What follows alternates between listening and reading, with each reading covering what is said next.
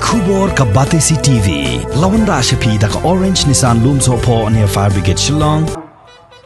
Ringkat lang Bakari India hi baro kaway ka West Chantia Hills District kalias no akti lang ban rakhi ya kasni lailoi ka bahanyo pusan snem jong kari India ya kabala rakhi hamadan Jerusalem chudwa ku joai teka jinge shimintalang jong ki he officer ka sarkar harengkat ka jingbor renti ya ki kindon bala penmi de ka sarkar jilla ya ka lama lai rong kari la penher pat da menteri ketenat penroi sor ubasnya bhalang dhar ubala shimru ya ka rashtriya salute ha ka por bala pentem ya ka surging ruai la kari.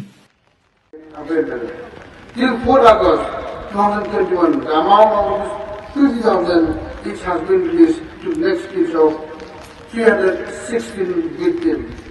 250 commissioner provisions kits to COVID-19 positive households who are under home quarantine have been provided.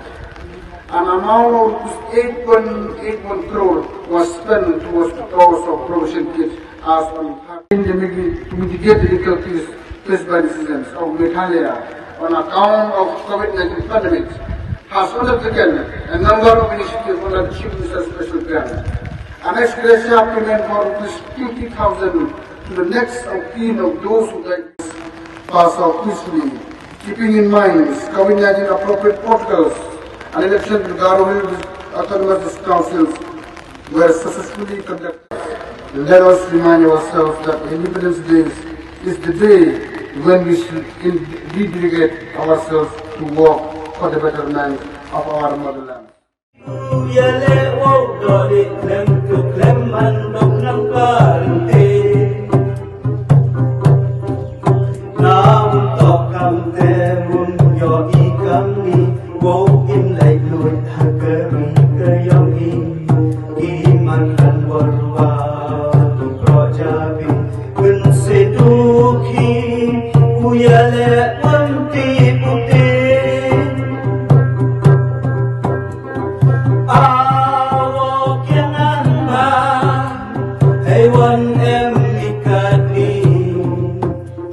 Yukika makro yome